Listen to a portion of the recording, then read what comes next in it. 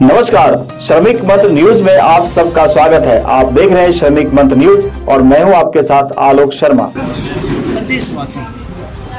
देशवासी हम नागरिक हैं, क्या हमारी कोई जिम्मेदारी नहीं है? क्या हमारी उन युवाओं के प्रति कोई जिम्मेदारी नहीं है?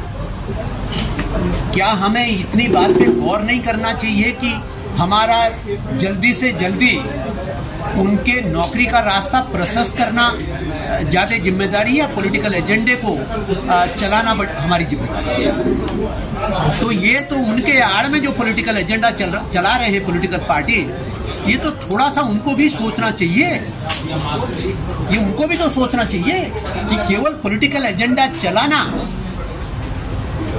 आप ठीक है, हम इस बात का भी लोकतंत्र में सम्मान करते हैं कि कोई मुद्दा उठता है तो किसी मुद्दे का समर्थन विरोध पॉलिटिकल पार्टी करती है, करना चाहिए, उनका अधिकार है, हम उसका सम्मान करते हैं। लेकिन उस मुद्दे के आड़ में, उस मुद्दे के आड़ में विधायक जी क्या मामला संभालने संगठन के हनुमान को आगे करना पड़ा?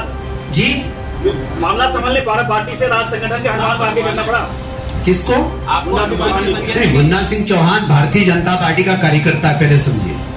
मुन्ना सिंह चौहान भारतीय जनता पार्टी का विधायक है। मुन्ना सिंह चौहान इसी प्रदेश में पार्टी का मुख्य प्रवक्ता रहा, तो पार्टी का कार्यकर्ता होने के नाते पार्टी के पक्ष को, सरकार के पक्ष को सरकार भी रख लेती है, लेकिन पार्टी के पक्ष को, ये में जो पक्ष रख रहा है भारतीय जनता पार्टी का ही पक्ष है कि भारतीय जनता पार्टी पूरी तरीके से युवाओं की न्याय संगत मांग के साथ है।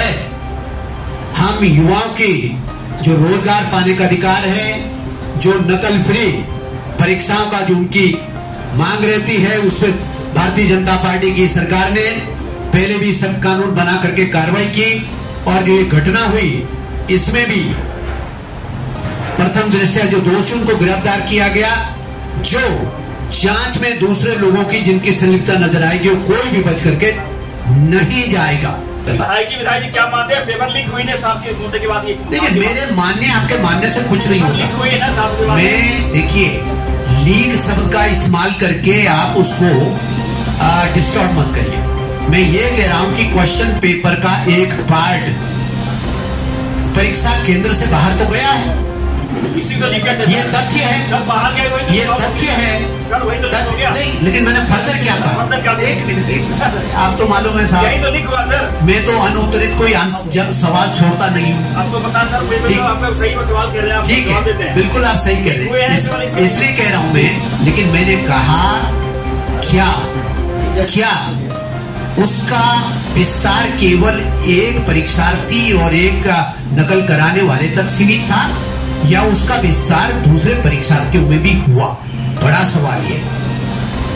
इसलिए कई बार क्या होता है, किसी घटना को हम कहते हैं आइसोलेटेड इंसिडेंट, और किसी को कहते हैं व्यापक प्रभाव वाली घटना।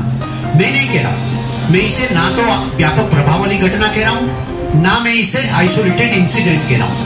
मैं ये कह रहा हूं कि ये जांच का विषय है कि क्या उसका लाभ केवल एक ट्रांसमिट करने वाला और एक उसका लाभ उठाने वाला वहां तक सीमित है, या उससे दूसरे सारे लोग भी लाभान्वित या प्रभावित हुए?